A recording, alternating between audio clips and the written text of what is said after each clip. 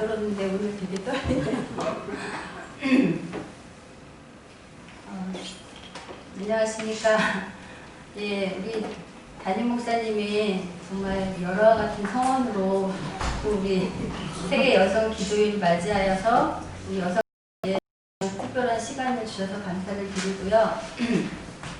정말 목사님이 여성자가 들어가는 안식일이면 어떻게든 여성들에게 시간을 주시려고 되게 이렇게 하셨어요. 근데 그럴 때마다 되게 좀 부담이 많이 돼가지고 어떻게 하면 안 할까 이렇게 많이 했잖아요.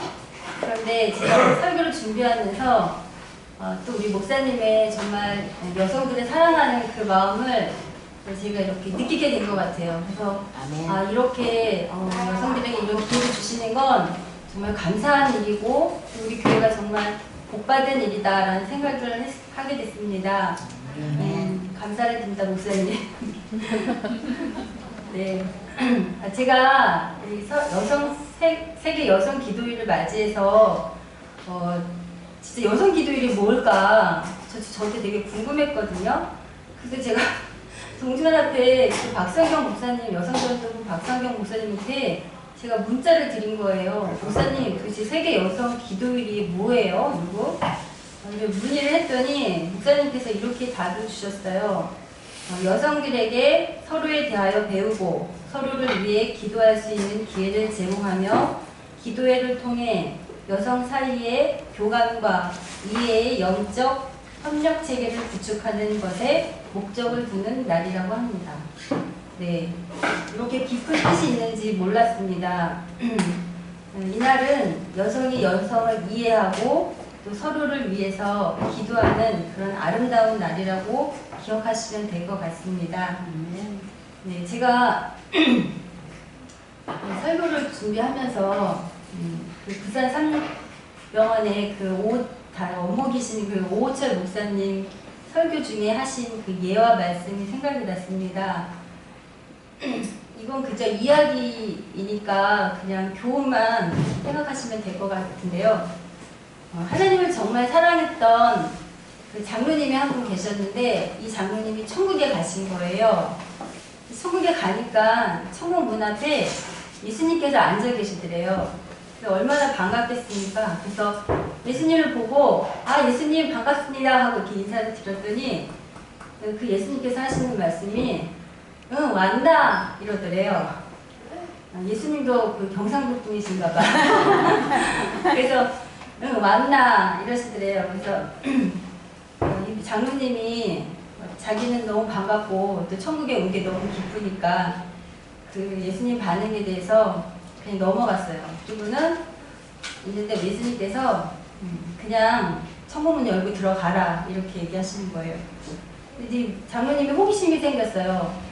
자기가 천국에 왔는데 어떤 분이 또 천국에 올까 그래서 궁금하니까 이렇게 안 들어가고 누가 오시나 지켜보신 거예요. 근데 보니까 이제 우리 김장님도 오시고 우리 이집사님도 오시고 우리 세집사님도 오시고 이제 오시는 거예요. 우리 임집사님도 오시고. 근데 그분들을 보고는 다 이제 반갑게 이렇게 인사를 했어요. 그러고 있는데 목사님, 예수님이 그 오시는 분들에게 다 하시는 말이 니 왔나? 그래, 왔나? 이렇게 하시더래요. 그래서 처음에는 자기한테 인사할 때 좀 서운했는데 원래 예수님 인사 방식이 저런가 보다 이러고 이제 그냥 이해하고 별로 서운하지 않았대요.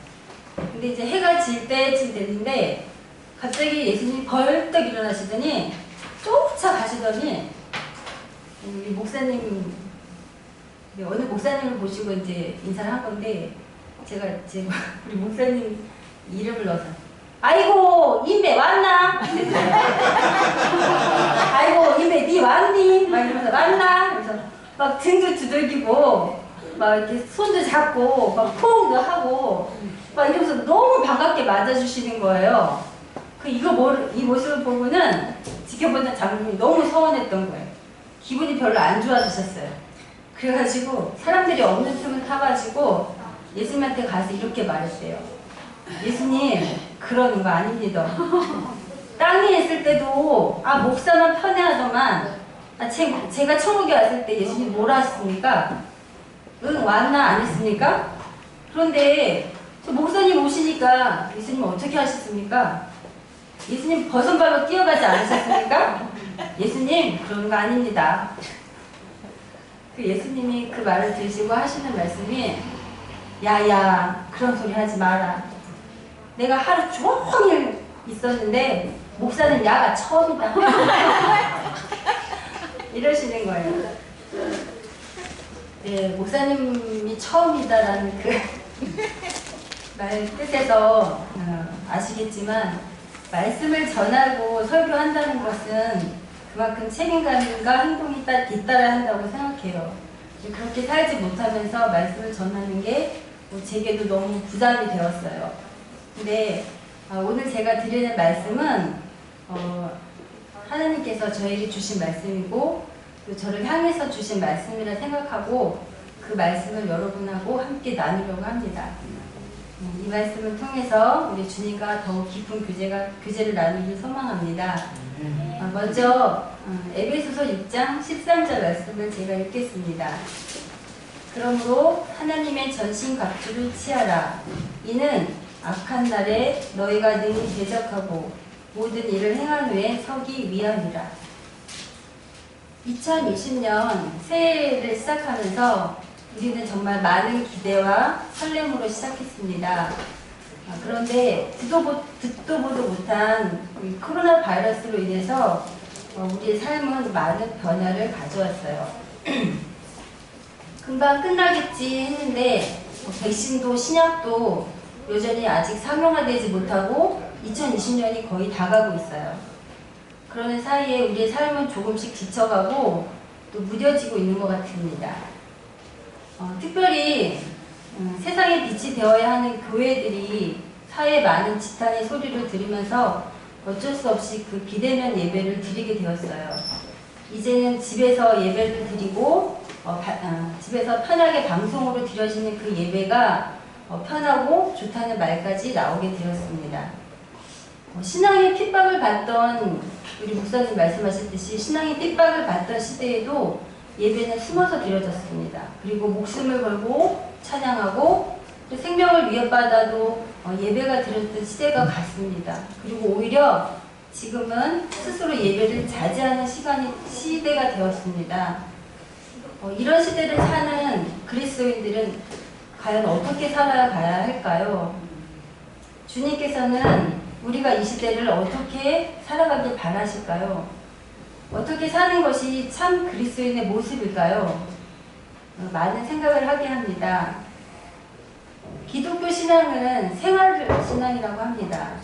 하나님에 대한 믿음은 하나님 말씀에 합당한 좋은 습관을 만들어가는 것입니다.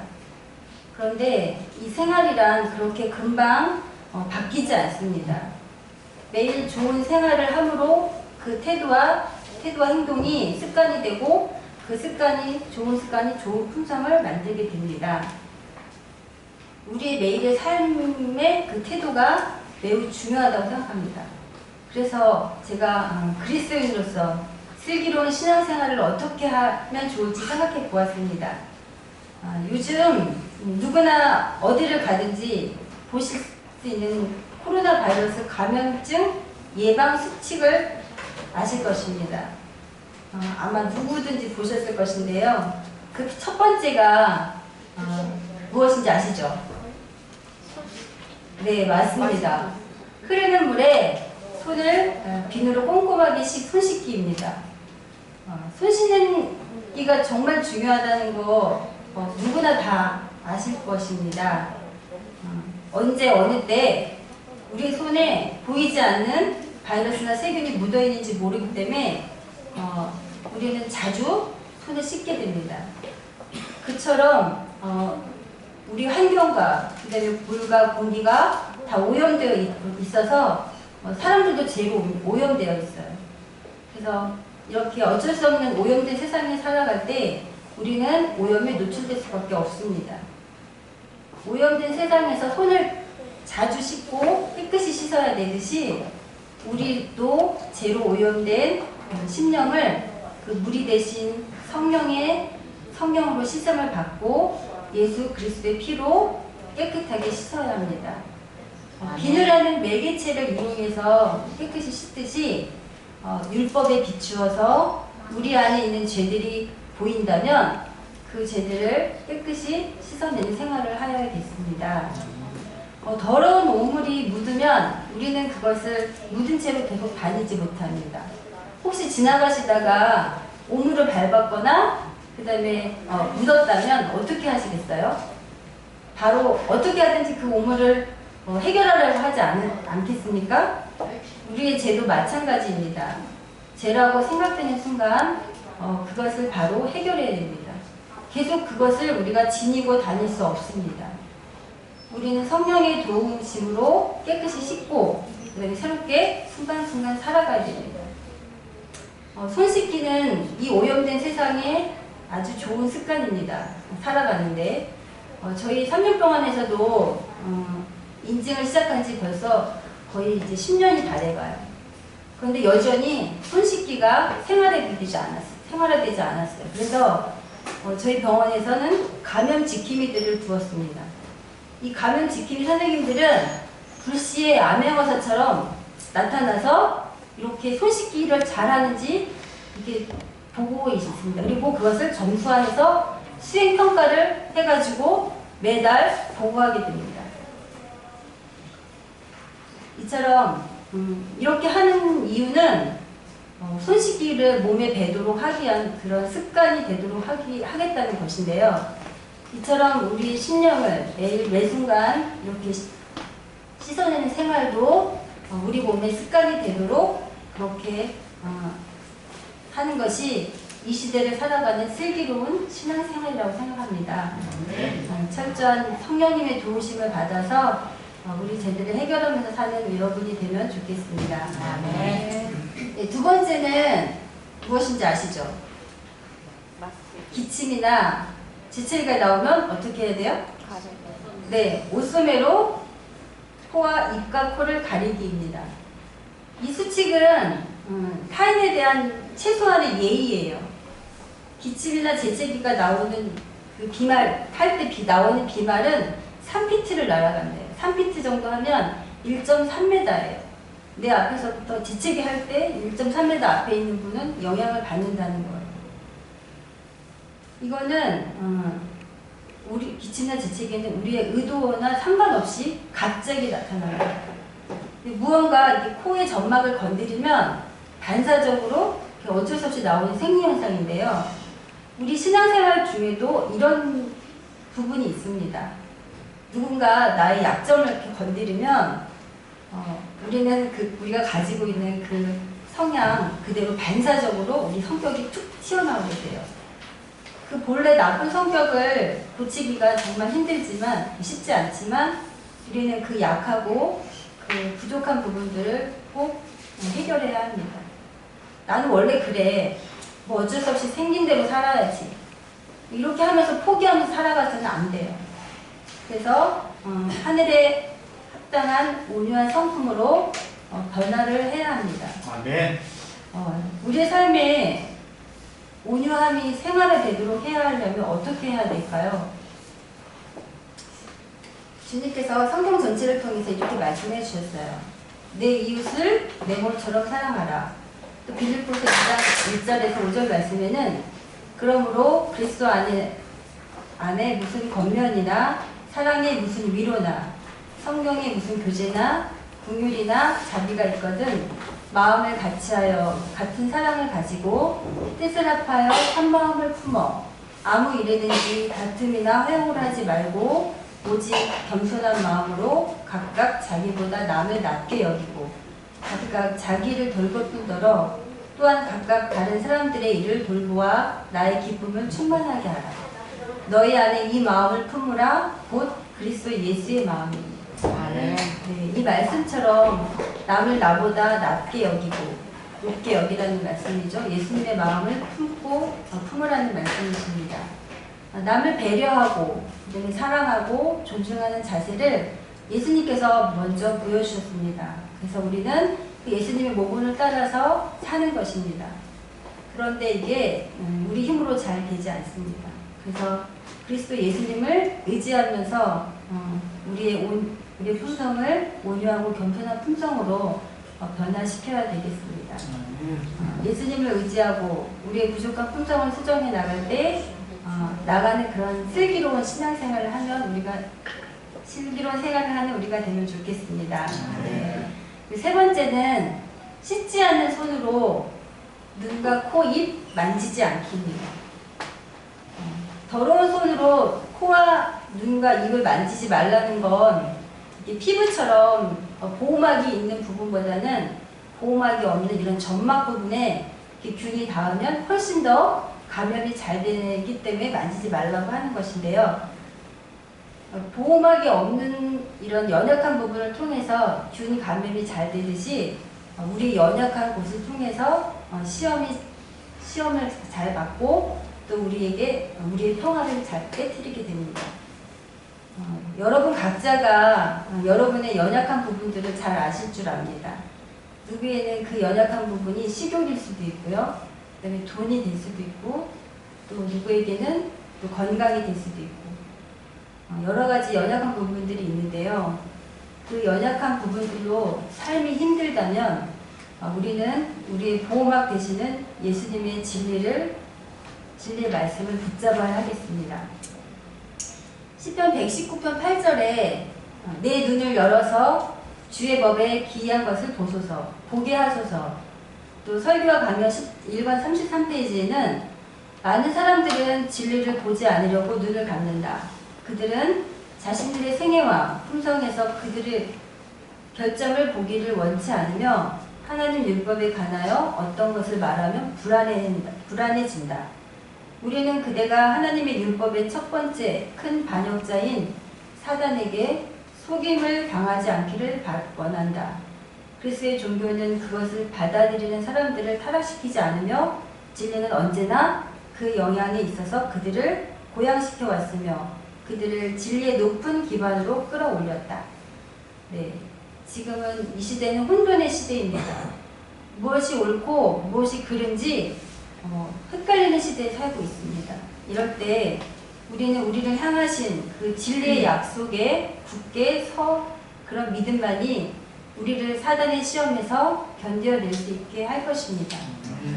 네, 주님을 바라보면 모든 것을 책임져 주시는 그 말씀의 약속에 힘입어서 연약함을 이겨내고 죄로 오염된 이 세상에서 안전하게 살아갈 수 있다고 생각합니다. 아멘. 네, 코로나19 감염증 예방수칙 네 번째입니다. 사람 많은 곳 방문을 자제하기입니다. 코로나로 인해서 사람 많은 곳을 자제하고 가능한 한 누구가 지내죠? 사람 많은 곳에 안 가니까 가족과. 네, 가족과 함께 지내게 됩니다. 사실 코로나가 오기 전에는 저도 마찬가지지만 정말 많은 시간들을 다른 사람들과 가족보다는 다른 사람들과 있는데 더 많이 사용했습니다. 그런데 그래서 이제 자신을 돌아보거나 가까운 사람과 이렇게 시간을 보내고 사랑을 나누는데 너무 인색하게 살았습니다. 근데 지금은 직장이 끝나도 학교가 끝나도 다 다른 곳에 갈 수 없어요. 다 집으로 오셔야 돼요. 지금 요즘 아이들이 학교에 가는 날이 별로 없잖아요. 그래서 같은 반 친구가 누구인지 지금 1년이 다 됐지만 같은 반 친구가 누구인지 나랑 친한 친구도 없고 그 다음에 또 모르는 친구도 있고 또 그 친구 집에 놀러 가거나 그 다음에 친구들과 뛰어노는 그런 시간들이 별로 없는 거예요. 그렇게 1년이 다 갔어요. 그것처럼 내 자녀나 내 부모처럼 가장 가깝게 살지만 실상은 그렇게 가깝게 지내지 못했던 내 가족과 진실한 사랑을 나누는 것이 이 코로나19 시대에 필요합니다. 가장 가깝고 가장 사랑해야 하는 가족과 많이 갈등하고 힘들고 서로 오해가 쌓여서 아픈 시간들을 보내면서 혹시 외면하고 있지 않으신지 우리를 돌아보아야겠습니다. 더욱 중요한 것은 자신 스스로를 돌아보는 것입니다. 너무 바쁘다는 핑계로 또 소홀했던 우리 예수님과의 관계, 홀로 또 대면하는 시간을 가져야 합니다. 주님의 말씀을 깊이 명상하면서 기도하는 시간이 우리의 삶에 반드시 필요합니다. 우리를 언제나 기다리시는 그 하나님과 가까워지는 시간을 갖는 것은 코로나19 시대에 살아가는 그리스도인의 신앙생활입니다. 마지막입니다. 가장 마지막에 무엇인지 아시죠? 여러분이 다 지금 이렇게 하고 계시잖아요. 마스크하기. 네, 항상 마스크하기입니다. 마스크 착용하기. 코로나로 인해서 새로운 친구가 생겼어요. 그게 누군지 아시죠? 마스크입니다. 네. 이 마스크는 나를 보호하기도 하지만 다른 사람으로부터 나로부터 다른 사람을 보호하는 역할을 합니다. 이 마스크를 쓰면은 되게 불편한 것이 많습니다. 저같이 이렇게 안경을 쓴 사람들은 더 불편합니다. 우리 이종희 사람도 불편하시죠? 네, 하지만 이 불편함이 나를 보호하고 나로부터 다른 사람을 보호합니다. 우리의 신앙생활도 그렇습니다. 하나님을 알지 못했다면 세상 참 내 멋대로, 내 마음대로 편하게 살았을 것입니다. 그런데 그러니까 나중에 어떤 결과가 나타날지 모르지만 우리 지금 현재는 예수님 모르면 편합니다. 내 마음대로, 내 멋대로 이기적으로 사는 것은 당장 편하게 보일지 모르고 좋습니다. 그러나 신앙을 한다는 것은 우리 하나님을 주인으로 모시고 산다는 것은 또 그리스도인으로서 산다는 것은 그런 삶은 되게 불편합니다. 하지만 그 삶이 불편한 삶이지만 나로부터 내 주변 사람들을 보호합니다. 예수님 때문에 계명도 지키고 또 예수님 때문에 안식일도 지키고 또 화도 덜 내고 또 예수님 때문에 참고 또 예수님 때문에 교회도 오고 예수님 때문에 헌금도 드리고 예수님 때문에 봉사도 하고 예수님 때문에 희생도 합니다. 이 모든 것이 때로는 불편하게 느껴지기도 하지만 그 삶이 그 생활의 태도가 나를 보호하고 또 나로부터 다른 사람을 보호받게 됩니다.